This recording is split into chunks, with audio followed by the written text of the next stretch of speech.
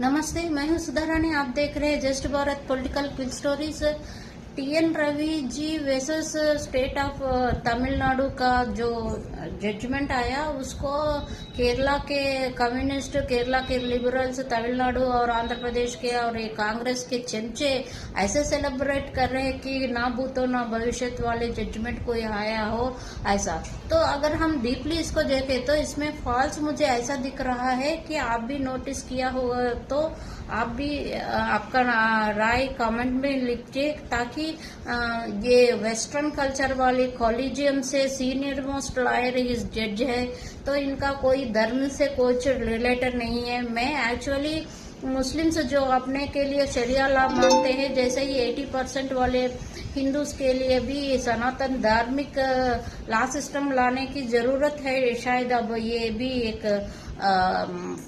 New agenda शुरू करना है हिंदूज को, क्योंकि इतना फ्लॉल्स इसमें दिख रहा है। अगर टीएन रवि जी मोर देन 3 मंथ से अगर कोई बिल को अपने पास रख लिया तो नहीं रख सकते, इस जजमेंट में एक लाइन है, तो ऑटोमेटिकली इसका मतलब है वो डिसॉल्व हो गया और फिर से उसी बिल के ऊपर तमिलनाडु गवर्नमेंट फिर से चर्चा के लाकर वहां पे पास कर फिर से गवर्नर के पास भेजना चाहिए। मगर ये लोग सुप्रीम कोर्ट ने क्या बोला, आर्टिकल 128 ये सब बोल के ऑटोमेटिकली वो बिल्स पास हो गए बोल के 2021 का जो बिल्स पेंडिंग में है उसको ऑटोमेटिकली कैसे एक व्यक्ति दूसरे दफ्तर में कैसे घुसकर उसको एक्सेप्टेड बोल के कैसे बोलते हैं, क्योंकि governor is first citizen of the state है, वो ही रिजेक्ट करे तो जनता को नहीं मालूम, हर चीज पर जनता बाहर आकर प्रोटेस्ट नहीं करती है, इसीलिए सिस्टम को रखा गया है। तो ऐसे कोर्ट्स कैसे गवर्नर का अथॉरिटीज को छीन ले सकती है? ये कैसा ड्रामा है कांग्रेस के गवर्नमेंट में। जब भी देखो गवर्नर उनका नहीं है तो इनके लिए बहुत बड़ी तकलीफ आ जाती है, गवर्नर से मुठभेड़ करते हैं। ये हमने पॉलिटिक्स समझ में जब से आती है तब से मैं देख रही हूँ।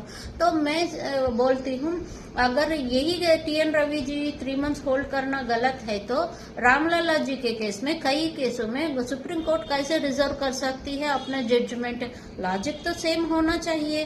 तो तब गवर्नमेंट्स, पार्लियामेंट या लेजिस्लेटिव असेंबली तो इन्वॉल्व नहीं हुए ना आपके इश्यूज में, तो आप कैसे इश्यू को फिर से क्यों ऑर्डर नहीं दिया, यही बिल को फिर से पास करो? अगर इस बार भी रिजेक्ट कर दिया तो वो ऑटोमेटिकली पास हो के आप जजमेंट देना था। ये क्या है? अगर TN Ravi ji first citizen of the state, उन्होंने रिजेक्ट कर दिया तो 3 मंथ से ज्यादा होल्ड करे या वो गलत है।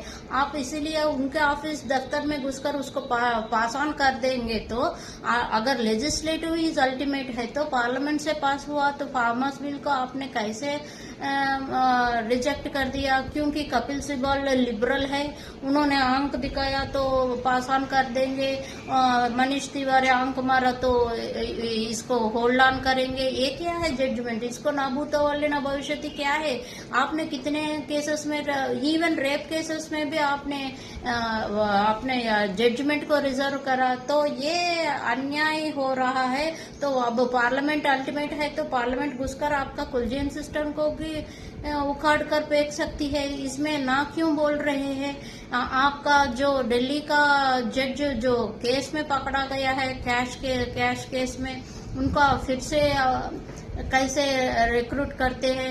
ये क्या सिस्टम चल रहा है? मैं तेलुगु जर्नलिस्ट से, तेलुगु एडिटोरियल से पूछना चाहती हूँ, अगर कुछ केसेस में 5 जजेस का बेंच बना तो बेंच ही लिखिए आप, कृपया करके प्लीज। मुझे सारे जर्नलिस्ट पसंद है, I love all the journalist, मगर मैं कहना चाहती हूँ इनको कृपया करके धर्मासन बोल के नहीं बुलाना है।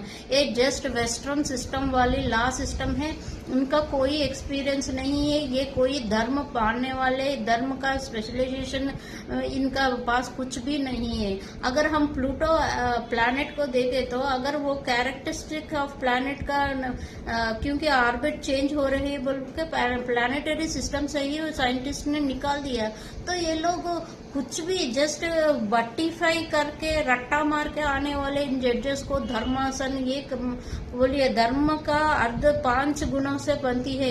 इन लोगों से कुछ भी ऐसा नहीं है। ये वेस्टर्न एजुकेटेड लॉ सिस्टम है जिसने ब्रिटिशर्स ने हम पे तोपा, वही कंटिन्यू हो रही है। मैं भी चाहती हूँ यहाँ अगर यहाँ पे सनातन धर्मी 80% है तो ये धार्मिक लॉ ही यहाँ पे इंट्रोड्यूस होना चाहिए। ये कोलिजियम सिस्टम लेकर जो अपने बरसों से यहाँ से चल रही वही भारतवासी का लॉ सिस्टम ही चलना चाहिए। तो मैं भी डिमांड रखना, मेरा भी आर्टिकल 14, आर्टिकल 15, आर्टिकल 16 जो वक्फ बोर्ड में लोग डुप्लीकेट ला रहे हैं, ऐसे ही वही आर्टिकल्स मैं भी कोट करती हूँ। मुझे भी फ्रीडम ऑफ स्पीच है तो मैं भी बोल रही हूँ। आपका भी राय अगर मेरे से जुड़ती है तो एक लाइक कीजिए, कमेंट कीजिए, अपना राय भी बताइए। ये तो अजूबा जजमेंट है। 8th वंडर 9th वंडर कितना वंडर बोले तो उतना वंडर दे सकते हैं। इसको सेलिब्रेट करने का क्या वजह है? टाइम पास के लिए अगर ट्विटर में आया तो दिमाग खराब कर रहे हैं ये लोग। इस पर मैं विनय पूर्वक मोदी जी से कहती हूँ, कोलिजियम सिस्टम निकाल दो, दिमाग खराब कर रहे हैं ये लोग।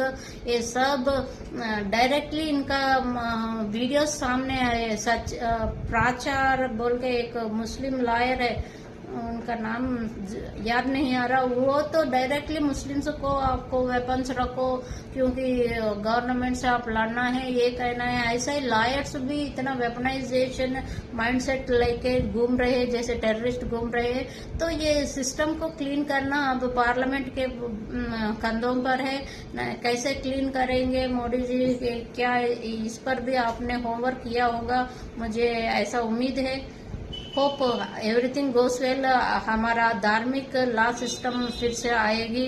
ये भारत देश विश्व गुरु में फर्स्ट चीज जो होनी चाहिए ये लॉ सिस्टम को क्लीन अप करना है, तभी जनता सेफ फील करेगी। यहाँ पे आपका राय क्या है? प्लीज आप अपने कमेंट और लाइक से आप हमको बूस्टअप कर देंगे।